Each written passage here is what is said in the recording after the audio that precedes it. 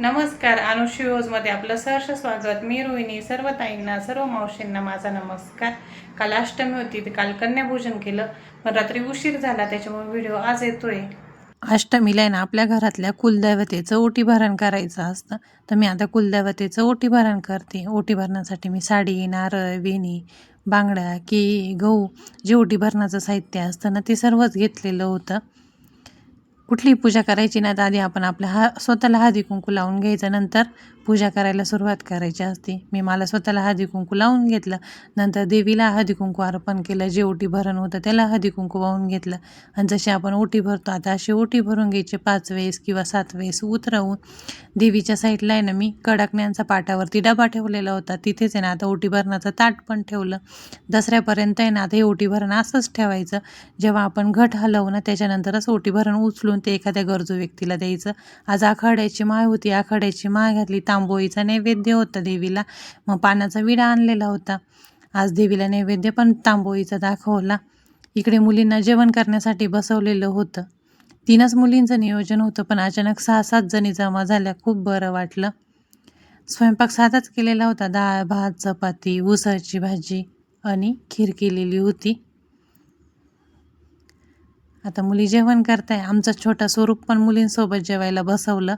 बाकीची मुलं जेवण करण्याची बाकी होते, त्यांना म्हटलं तुम्ही नंतर जेवा, आधी मला कन्यापूजन करू द्या. छोट्या मुली असतात त्यांनी थोडं जरी खाल्लं ना तर खूप बरं वाटतं. नवरात्रीमध्ये कन्यापूजनला फार महत्त्व आहे. कन्यापूजन हे केलंच पाहिजे. 3 मुली, 5 मुली किंवा 7 मुली आणि भेटल्यात तर 9 मुली खूपच चांगलं आहे. त्या मुलींना आपण त्यांची पूजा केली पाहिजे, त्यांना जीव घातलं पाहिजे. आता मुलींचे जेवण झालं होतं. मुलींचे पाय धुती, सर्व मुलींचे पाय धुवून घ्यायचे.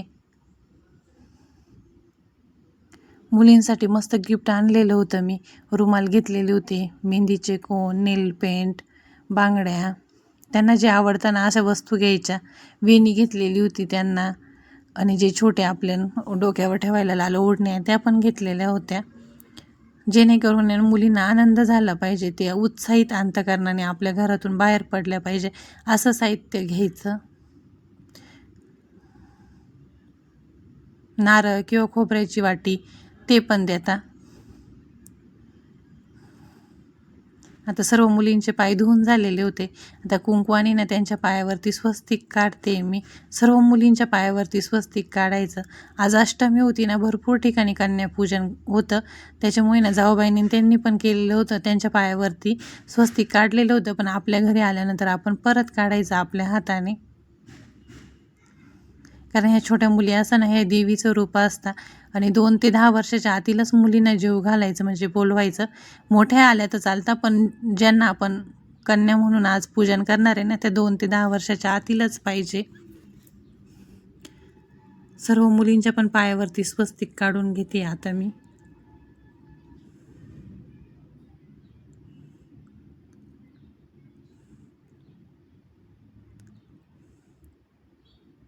अनु, शिव ते सर्वच बघत होते की आज मुलींचं मम्मी काय करते. अशा पद्धतीने मी कन्यापूजन केलं. व्हिडिओची एंडिंग येथेच करते. अनुश्री बघत राहा. अनुश्री लाईक करा, सबस्क्राईब करा, शेअर करा. डेली व्हिडिओ येतच राहतील.